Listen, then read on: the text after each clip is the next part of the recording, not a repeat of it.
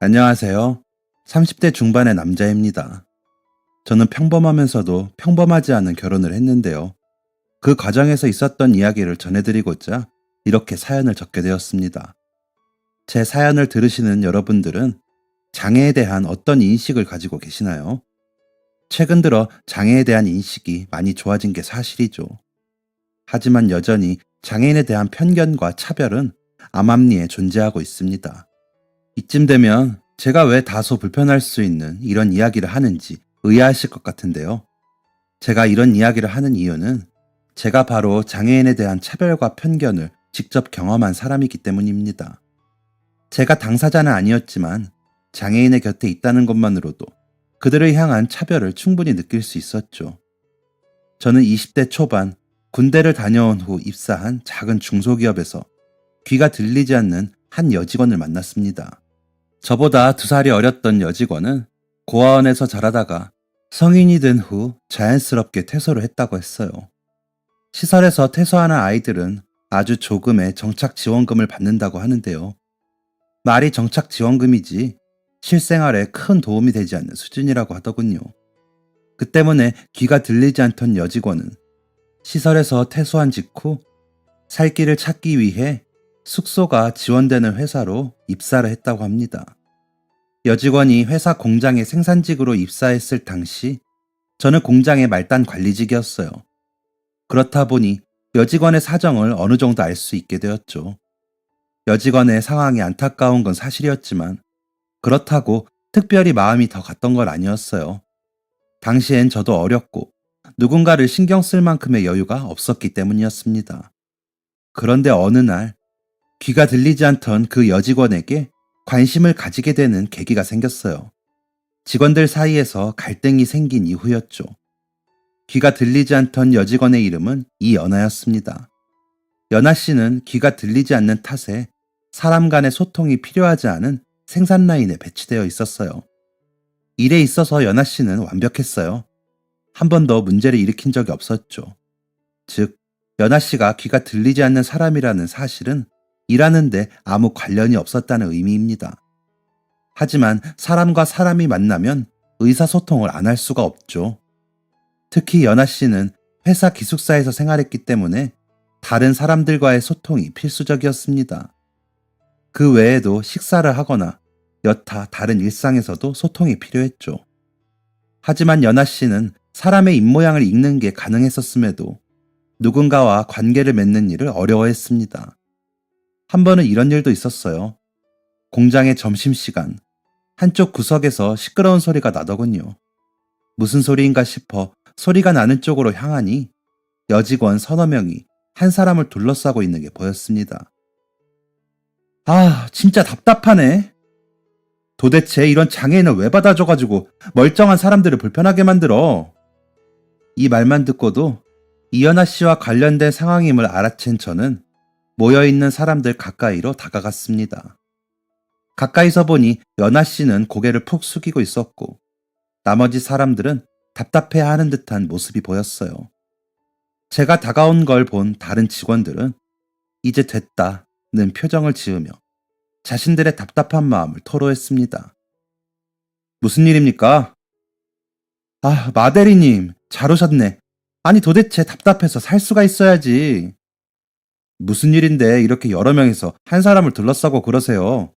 무슨 일인지는 몰라도 썩 보기 좋진 않네요. 아니, 오해할 수 있는 상황이기는 한데 그게 그러니까 다른 직원들이 억울한 마음을 토로하려고 하는 그때 연아 씨의 소리가 들렸습니다. 연아 씨는 계속해서 소리를 내며 무언가를 말하려고 했어요. 하지만 제가 알아들을 수 있는 내용은 아니었죠. 답답한 건 저뿐만이 아니었는지 다른 직원들은 거봐요, 뭔 말인지 하나도 못 알아듣겠는데 자꾸 이런 소리나 하고 말이야. 진짜 답답해 죽겠다니까 라며 불만을 이야기했습니다. 연아 씨는 자신을 향한 불만이 거세지자 눈에 눈물이 고이기 시작했어요. 결국 저는 직원들과 연아 씨를 분리시키기로 결정했습니다. 연아 씨를 사무실로 데리고 와 앉혀 종이와 펜을 주니 연아 씨는 자신의 답답한 감정을 종이 위에 꾹꾹 눌러쓰기 시작했어요. 알고 보니 다른 직원들이 연아 씨에게 근무 일정을 변경해달라고 했고, 연아 씨가 그 부탁을 거절했다고 하더군요. 제가 직원들에게 연아 씨가 일정을 꼭 바꿔줘야 하는 것도 아닌데 근무 일정 안 바꿔줬다고 사람을 그렇게 몰아세운 겁니까? 라고 묻자 직원들은 아니 그게 아니라 우리가 지금까지 이연아 씨를 거의 반년 동안 봐왔는데 이연아 씨 이 시간에 아무 일정 없어요. 다른 일도 아니고 상견례 때문에 딱 한 번만 근무 시간 바꿔달라고 한 건데 그걸 못 해줄 이유가 있어요? 아니 아무 이유 없이 안 된다고 하는 게 더 이해가 안 되지 않아요? 연아 씨가 근무 시간을 바꿔줘야 하는 의무는 없지만 확실히 이유 없이 거절하는 게 쉽게 이해가 되진 않아서 연아 씨를 바라보고 있는데 연아 씨는 다시 한번 열심히 종이에 글씨를 썼습니다. 왜 제가 일정이 없다고 그렇게 확신하세요? 일이 있어서 일정을 못 빼드린다고 한 건데 그 이유를 굳이 아셔야겠어요? 그러자 직원들은 분개하며 말했습니다. 아니 이연아 씨가 친구가 있어요. 가족이 있어요. 무슨 약속이 있어서 안 된다고 하는 거면 무슨 일이 있는 건지 말이라도 해보라니까 그러네. 제가 직원들에게 자중하라고 이야기하는 것보다 연아 씨의 글씨가 더 빨랐습니다. 아까 저한테 물어보시기 전에 다른 사람한테도 근무 시간 바꿔줄 수 있는지 물으셨죠? 그분도 안 된다고 하셨는데 그분한테는 무슨 일 때문에 안 되는지 안 물어보셨잖아요. 대체 왜 저한테만 그 이유를 꼬치꼬치 캐물으시는 건데요? 아니, 연아 씨는 친구도 없고 가족도 없으니까 당연히. 그리고 지금까지 이 날짜에 일 없었잖아요. 왜 제가 친구도 없고 가족도 없을 거라고 생각하세요? 귀 안 들리고 말 못하는 사람은 친구도 가족도 없나요? 연아 씨의 말은 논리적으로 흠잡을 데가 없었습니다. 무엇보다 다른 직원이 안 된다고 했을 때는 쉽게 물러났으면서 연아 씨한테만 근무를 못 바꿔주는 이유를 설명하라고 하는 건 명백히 무례한 행동이었죠. 다른 직원들은 제가 이만 사과하고 마무리해라 라는 식의 반응을 보이자 버럭 화를 내며 사무실을 나갔습니다. 괜히 부탁 들어주기 싫으니까 핑계대는 거면서 진짜 야박하네. 사람이 귀가 안 들리면 마음씨라도 고와야지 라는 말을 남기면서요. 이 말은 직원들이 연아 씨를 똑똑히 보면서 말한 거기 때문에 연아 씨도 정확히 알아들었을 것입니다. 연아 씨는 고개를 푹 숙이며 저에게 소란을 피워서 죄송합니다 라는 쪽지를 넘겼어요. 저는 연아 씨를 위로해주며 물었습니다.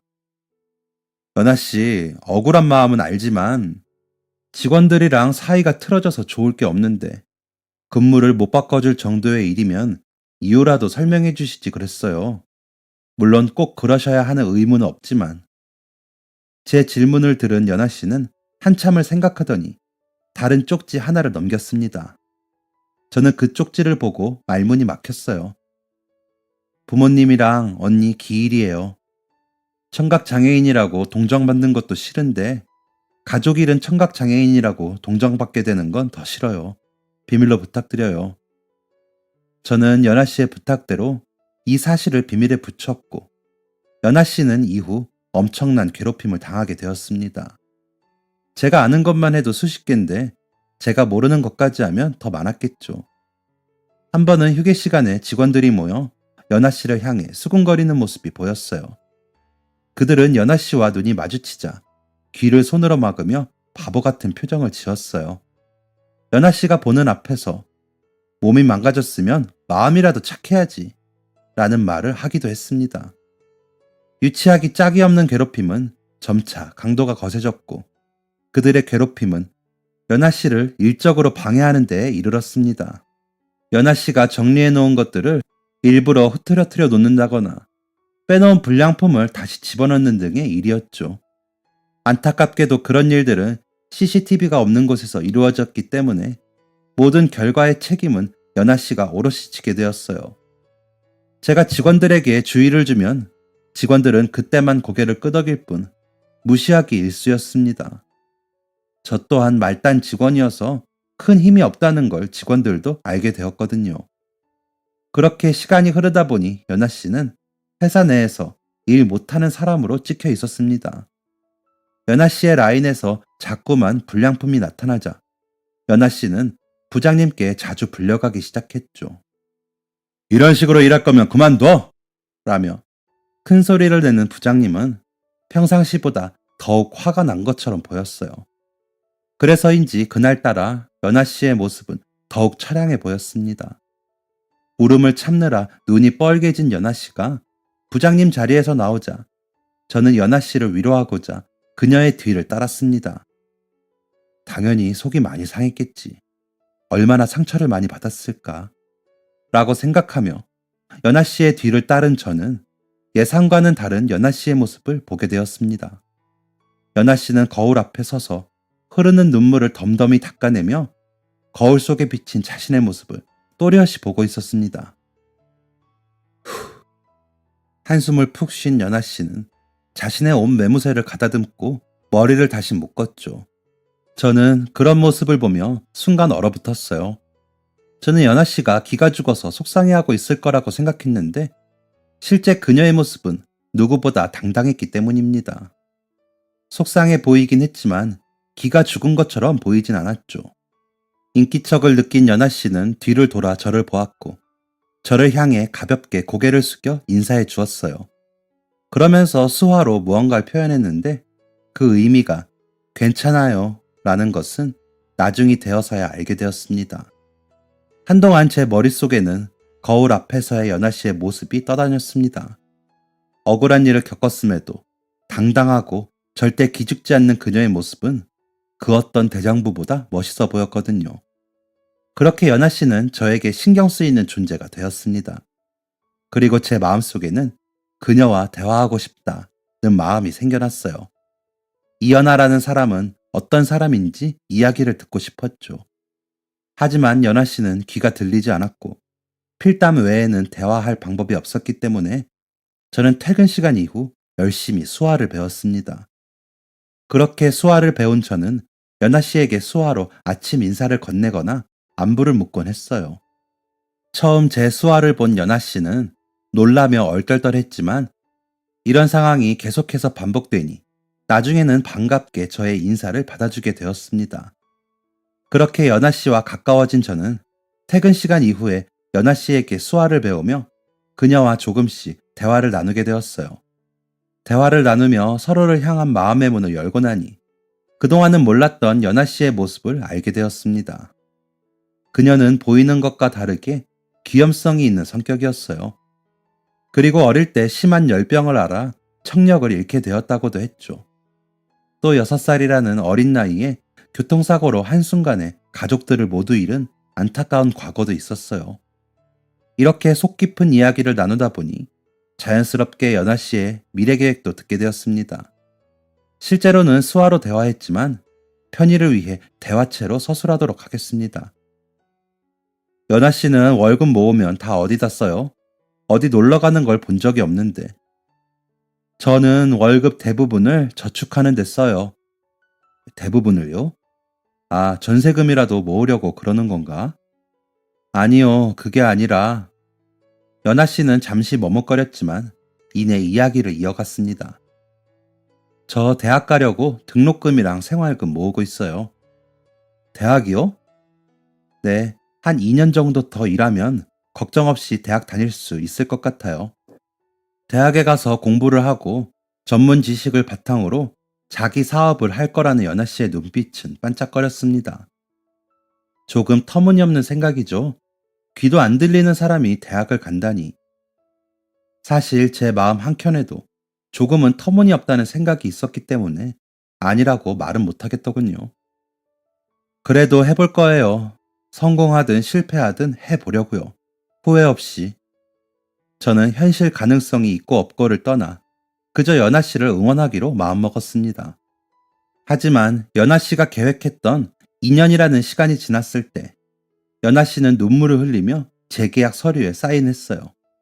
그녀가 시설에서부터 살뜰히 챙기던 동생이 인류 대학에 붙었음에도 등록금과 생활금이 없어 대학을 포기할 지경이라는 소식을 듣고는 동생에게 그동안 모아둔 돈을 주었기 때문입니다.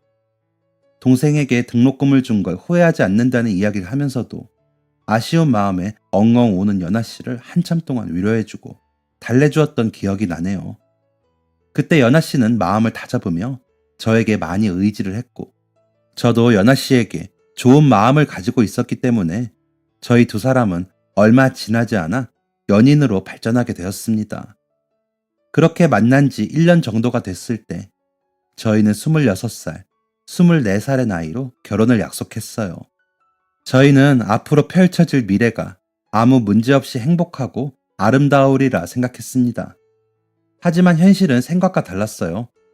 저는 아버지의 엄청난 반대에 부딪혔습니다.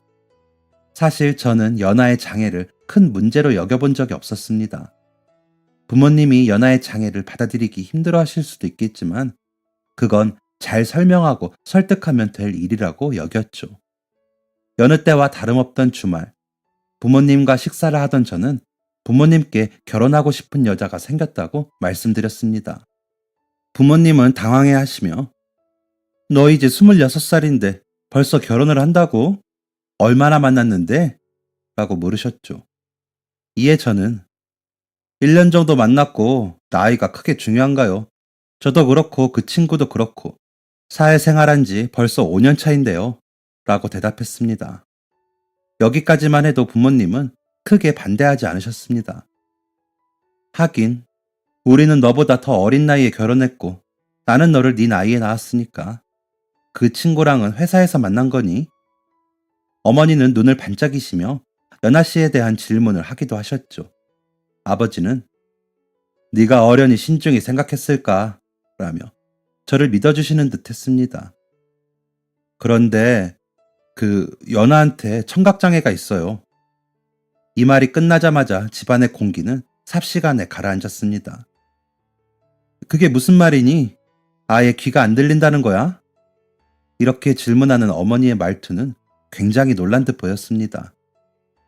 귀가 아예 안 들리긴 하는데 사람 입모양도 읽을 줄 알고 의사소통에는 문제가 없어요. 필담도 가능하고 저를 통하면 수화로도 대화가 가능해요.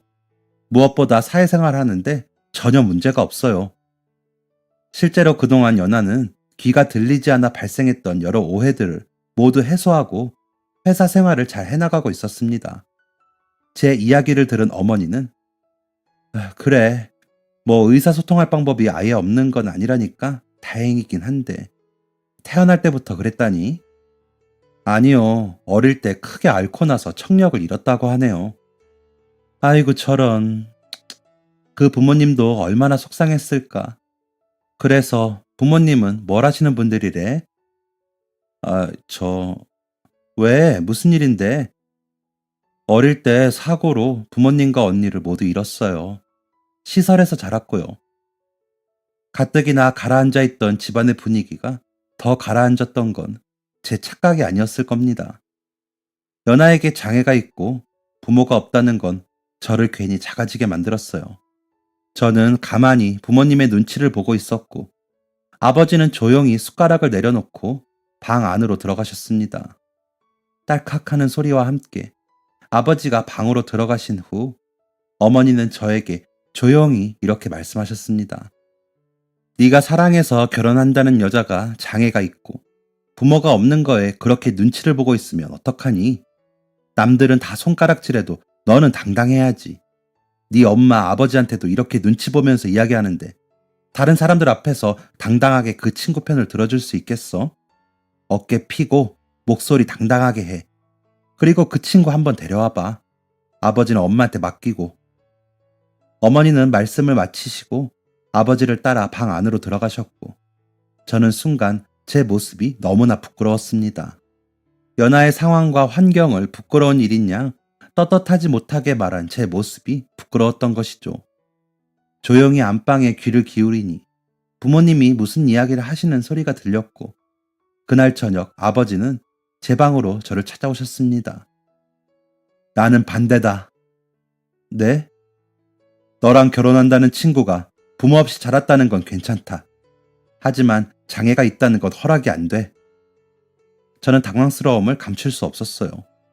왜냐하면 아버지는 장애인에 대한 차별적인 행동이나 말을 한 적이 단 한 번도 없으셨거든요. 당연히 무슨 이유가 있으시겠지 생각하고 장애가 있는 사람과의 결혼이 왜 안 되는 거냐? 라고 물었지만 아버지는 아무 대답을 하지 않으셨습니다. 그저 안 되면 안 되는 줄 알아라. 찾아보면 더 좋은 여자가 있을 거야. 라는 말만 남기셨죠. 차라리 아버지가 다른 이유로 결혼을 반대하신다면 이해했을 것입니다. 그러나 장애를 이유로 결혼을 반대하시는 건 정말이지 이해가 가지 않았어요. 그도 그럴 것이 아버지는 앞집에 사시는 다리 한쪽 없는 할아버지를 살뜰히 보살피는 분이셨거든요. 그리고 평상시에 도움이 필요한 사람들을 지나치지 않는 분이셨어요. 그렇게 이타심이 강한 아버지가 장애를 가졌다는 이유로 결혼을 반대하시다니 당최 이해할 수 없는 상황이었습니다. 이 상황이 이해가 안 되는 건 어머니도 마찬가지셨어요. 아니, 한번 만나보고 판단해도 늦지 않을 텐데 네 아버지는 대체 왜 그러신다니? 어머니와 저는 한숨을 푹 내쉬며 알 수 없는 아버지의 행동을 이해해 보려고 애썼습니다. 그런데 아버지의 반대보다 더 큰 문제는 이 상황을 연아에게 설명해야 한다는 것이었어요. 아버지가 장애 때문에 결혼을 반대하신다는 이야기를 들으면 연아가 얼마나 큰 상처를 받을지 감도 잡히지 않았죠. 그래서 저는 이 사실을 애써 숨겼습니다.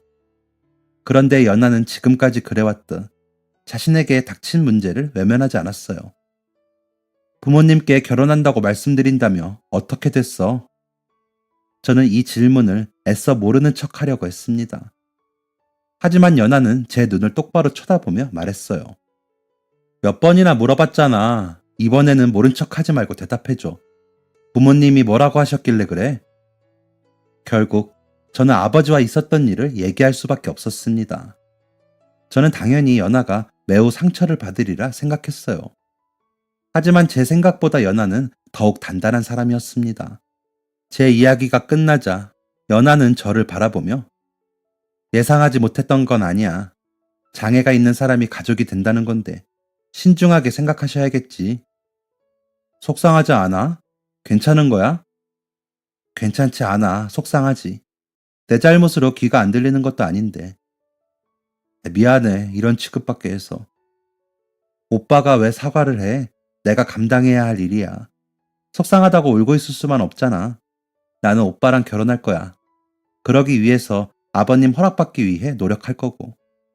속상하지만 극복하기 위해 노력하겠다고 말하는 연아의 모습은 제가 처음 연아에게 반했던 그 모습이었습니다. 연아는 말로만 노력하겠다고 한 게 아니었어요. 저에게 아버지와의 만남을 부탁하기도 했죠. 저는 어머니에게 요청을 드려 겨우 연아와 아버지가 만나는 자리를 만들 수 있었습니다.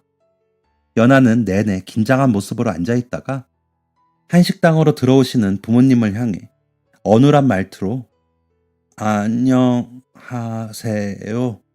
라고 인사했습니다. 저는 깜짝 놀래 연아를 쳐다봤어요. 연아는 제 표정이 보이는지 안 보이는지 꿋꿋하게 자기소개를 이어나갔습니다. 저는 이연아입니다. 저를 만나러 와주셔서 감사합니다. 마치 외국인이 말하는 것처럼 어눌한 연아의 말투에 저는 괜스레 눈시울이 붉어졌어요. 부모님에게 직접 육성으로 인사하기 위해 얼마나 노력했을지 그 시간과 노력이 눈앞에 스쳐 지나가는 듯 했습니다. 연아의 장애를 알고 계시던 부모님도 놀란 표정을 감추지 못하셨죠. 우선 자리에 앉으시죠. 라는 제 말에 둘러앉은 부모님과 연아는 잠시 어색한 침묵을 가졌습니다. 침묵을 깬 건 어머니였어요. 어머니는 작은 화이트보드 2개를 꺼내더니 하나를 연아에게 주셨습니다. 아마도 필담을 위해서였겠죠. 어머니와 연아는 화이트보드를 통해 이런저런 이야기를 많이 나누었습니다. 거기에 저의 부연 설명까지 더해지자 부모님은 연아의 인생을 많이 이해할 수 있게 되셨죠. 결론부터 이야기하자면 그날 이후 저와 연아는 살림을 합치게 되었습니다. 어머니의 전적인 도움 덕분이었죠. 하지만 아버지는 여전히 저와 연아를 탐탁치 않아 하셨습니다. 그렇다 보니 당연히 결혼 비용을 일체 지원해주지 않으셨어요. 모아둔 돈이 많지 않았던 저와 연아는 결혼식을 올리지 못한 채 혼인신고만 하고 결혼 생활을 시작하게 되었습니다. 연아와 저는 줄기차게 부모님 댁에 들렸어요. 어머니가 저희 편이었기 때문에 가능한 일이었죠. 그날도 저희 부부는 부모님 댁으로 향했습니다. 그런데 그날따라 아버지가 분주하게 움직이시더군요. 운전을 좀 해줄 수 있겠냐는 아버지의 부탁에 저희 부부는 부모님을 모시고 운전대를 잡았습니다. 장례식장으로 가시네요. 누가 돌아가셨어요? 라는 저의 질문에 아버지는 친척 동생이라는 말 한마디만 남기셨죠. 장례식장에 도착해서 보니 돌아가신 분을 제가 한 번도 본 적이 없는 분이셨습니다. 게다가 다른 친척분들도 안 계셨죠. 상주조차 없었습니다. 어머니에게 혹시 아는 분이냐 여쭤보니 어린 시절 아버지와 한 동네에서 자랐던 어머니는 아버지랑 어린 시절을 같이 보냈던 친척 동생이야 라고 대답해 주셨습니다. 오래전에 연락이 끊겼는데 돌아가신 후에야 소식을 듣게 되었다고 안타까워 하셨죠. 아버지는 착잡한 표정으로 친척 어른의 사진 앞에 꽤 오랜 시간 동안 앉아 계셨습니다. 이후 집으로 돌아오신 아버지는 오랜만에 술을 꺼내 드시기 시작했어요. 그러고는 아버지와 친척 동생 사이에서 있었던 이야기를 들려주셨습니다.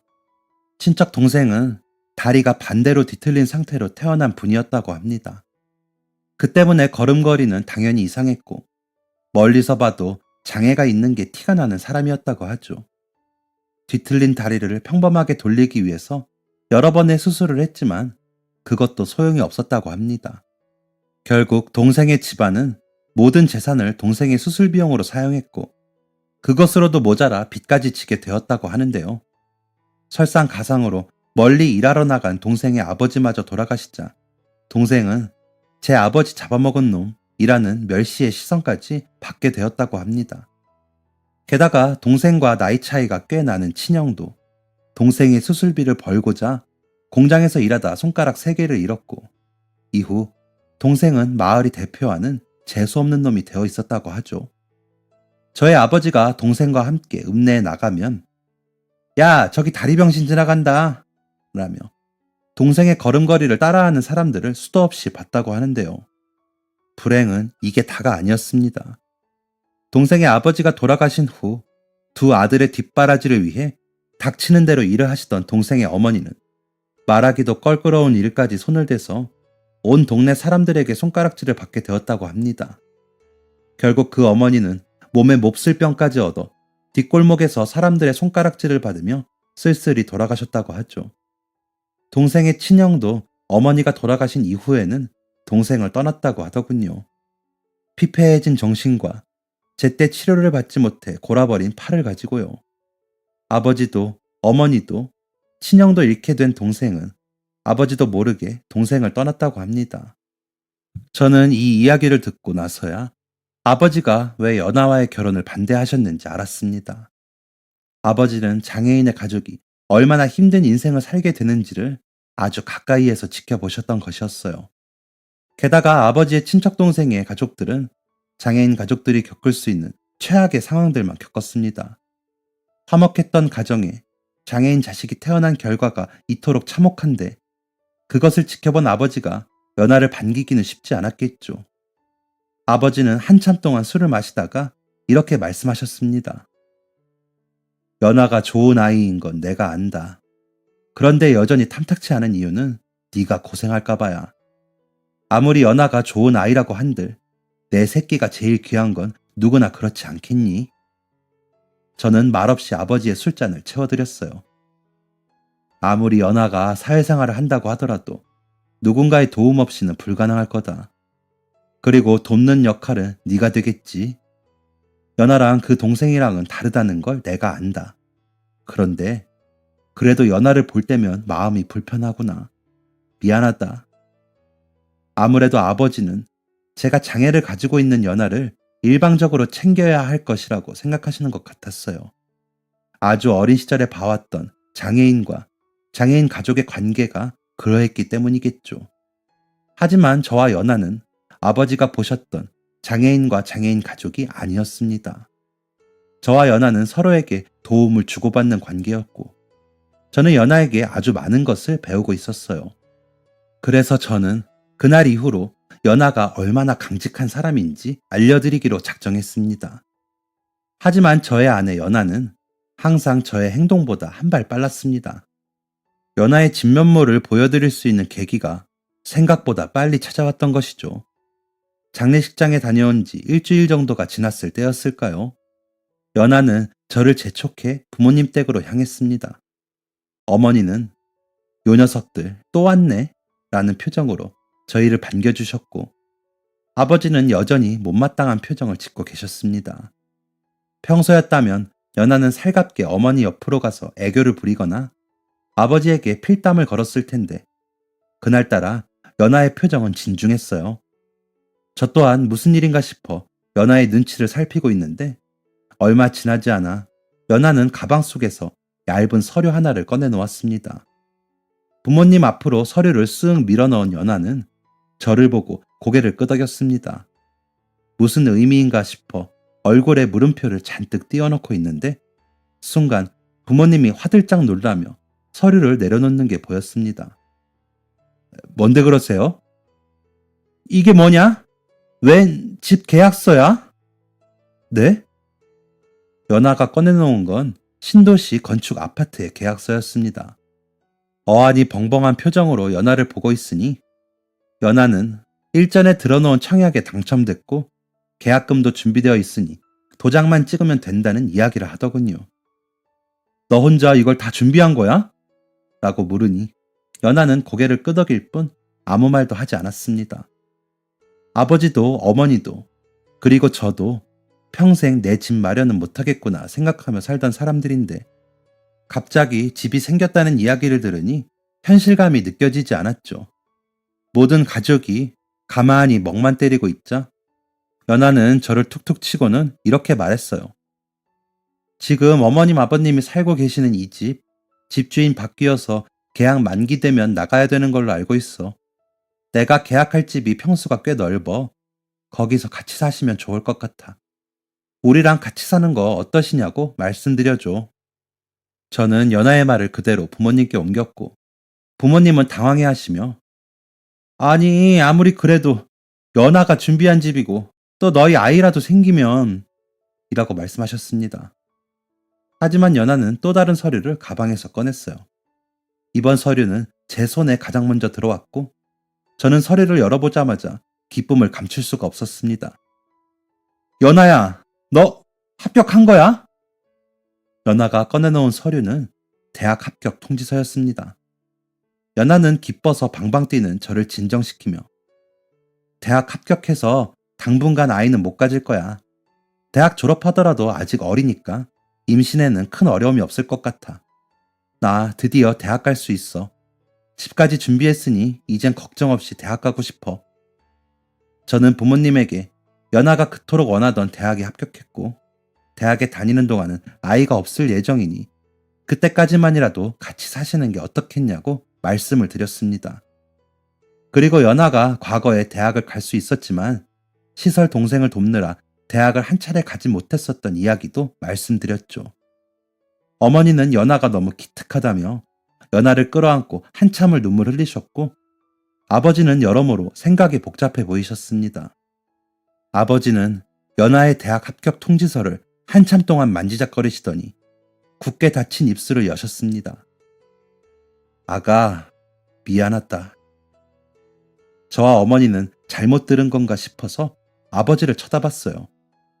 아버지는 연하의 눈을 보고 입을 크게 벌려 미안하다 라고 한 번 더 말씀하셨죠.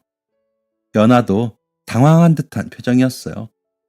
대체 왜 자신에게 사과를 하시는지 모르겠다는 표정을 지었죠. 이후 저희 가족에게는 매우 큰 변화가 생겼어요. 우선 저는 집안에서 완전한 찬밥 신세가 되었습니다.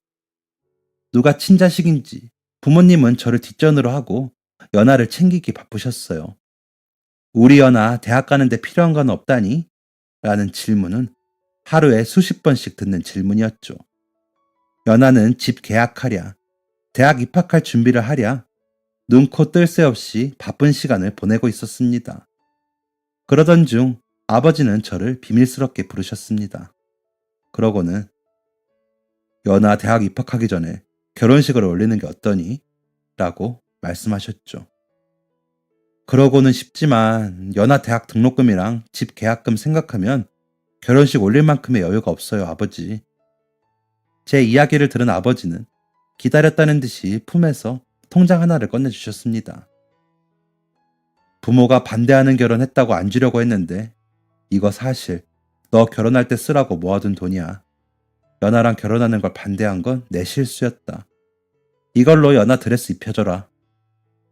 그렇게 저는 아버지가 주신 통장으로 조촐한 결혼식을 준비할 수 있게 되었어요. 이 사실을 알게 된 연하는 그 돈을 받을 수 없다며 통장을 거절했지만 여자로 태어나서 드레스 한 번은 입어봐야지. 평생 그 사진 보면서 추억할 텐데 라는 어머니의 말에 마음을 돌렸습니다. 대신 아주 가까운 친지들만 초대하고 주례는 아버지께 부탁하기로 했어요. 그렇게 저와 연하는 교회에 있는 작은 교회에서 결혼식을 올리게 되었습니다. 차도 잘 다니지 않는 조용한 시골 마을에서 저와 연하는 신랑 신부 동반 입장으로 결혼식의 시작을 알렸죠. 신랑 신부 입장의 끝에는 어색하게 양복을 차려입은 아버지가 서 계셨어요. 아버지는 유달리 긴장한 것처럼 보이셨습니다. 평소 감정 기복이 없으신 아버지가 이토록 감정을 숨기지 못하시니 이상한 노릇이었죠. 하지만 저는 연하와 반지를 나눠 낀 후 아버지가 이토록 심하게 긴장하신 이유를 알게 되었습니다. 아, 주례를 맡은 신랑 아버지입니다. 저희 며느리가 조금 특별한 면이 있어서 오늘 주례는 저희 며느리 방식으로 진행하도록 하겠습니다. 이렇게 말을 시작한 아버지는 이후 단상에서 한 발자국 뒤로 물러서시더니 손을 가슴께 위로 드시곤 수화를 시작하셨어요. 결혼식장에서 아버지의 수화를 알아듣는 사람은 저와 연하뿐이었지만 그 누구도 큰 소리를 내지 않았습니다. 어색한 수화로 아버지가 전한 내용에는 연하를 향한 미안한 마음이 담겨 있었습니다. 내가 어렸을 때 경험한 일 하나만으로 장애에 대한 편견을 가지고 있었다. 장애를 가진 사람은 항상 누군가의 도움을 받아야만 하는 존재고 장애인들을 돕는 사람들은 불행하다고 생각했어. 하지만 내가 본 연하, 너는 그 누구보다 다른 이의 형편에 귀를 기울일 줄 아는 사람이었다. 그리고 너 덕분에 우리 집안에는 행운이 찾아왔어. 내가 눈앞의 대인배를 작은 편견 하나로 못 본 채 했다. 미안하다, 아가. 정말 미안해. 아버지의 수화는 더듬더듬 어색했지만 의미를 전달하는 데는 충분했습니다. 이어서 아버지는 연하에 대한 애정을 사람들 앞에 표현하셨어요. 저희 며느리가 보시다시피 특별합니다. 귀가 들리지 않지만 귀가 들리지 않는 대신 더 많은 것을 보고 더 많은 것들을 꿈꾸고 있지요. 힘들게 살면서도 결코 누군가를 원망하지 않고 꿋꿋하게 자기 인생을 개척해 나간 멋진 여성입니다. 제 아들 녀석이 이런 멋진 사람과 결혼할 수 있는 데는 여자 보는 눈을 잘 가르친 제 아내 덕도 있겠지요. 너스레를 떠는 아버지의 말에 사람들은 웃음을 터뜨렸고 아버지는 주례를 마무리하셨습니다. 사실 저는 제 새끼가 제일 중요해서 제 새끼가 며느리 뒤치다꺼리 하느라 고생할까봐 걱정했습니다. 그런데 제가 잊고 있었던 게 하나 있습니다. 부부는 서로 돕고 서로 위로하는 존재입니다. 그 어느 한 사람만 의지하는 관계라면 그건 부부 사이가 아닌 것이죠. 아버지는 마지막으로 저와 연하에게 이렇게 말씀하셨습니다. 그 어떤 어려움이 있더라도 서로를 돕고 의지할 것을 약속하겠니? 저와 연하는 기꺼이 웃으며 그러겠다 대답하였습니다. 그날 저와 연하는 많은 사람들의 축복 속에서 진짜 부부가 되었고 이후 저의 부모님은 수화 수업에 등록하셨습니다. 벌써 이 일이 있은 지 근 10년이 지났네요. 부모님은 이제 연하와 어떤 어려움도 없이 수화로 대화할 수 있는 수준이 되셨습니다. 연하는 대학을 졸업한 후 장애인들의 일자리 창출을 위한 회사를 설립했어요. 영리 목적으로 운영되는 회사는 아니라 큰 이익은 없지만 그래도 저희 가족들이 살기에 부족함은 없이 살고 있습니다. 저는 아내의 내조를 착실히 하며 회사를 잘 다니고 있죠. 저희 부부에게는 건강한 두 아이가 찾아왔습니다. 부모님이 한 집에서 아이들을 돌봐주셨기 때문에 단란한 가족을 꾸릴 수 있었죠. 여담이지만 아내가 도와주었던 시설 동생은 법조인이 되었어요. 아버지가 퇴직하시면서 크게 사기를 당할 뻔하신 적이 있는데 그 동생의 도움으로 어려움 없이 문제를 해결할 수 있게 되었습니다. 참 살다 보니 뿌린 대로 거둔다는 말을 실감하게 됩니다. 저희 사연은 여기까지입니다. 제 이야기가 남들과는 다르다는 이유로 손가락질 당하는 많은 분들에게 위로가 되었으면 좋겠네요. 모두 행복한 하루하루 보내세요. 감사합니다. 지금까지 사연 들어주셔서 감사합니다. 사연이 재밌으셨다면 구독과 좋아요를 눌러주세요. 감사합니다. 안녕히 계세요.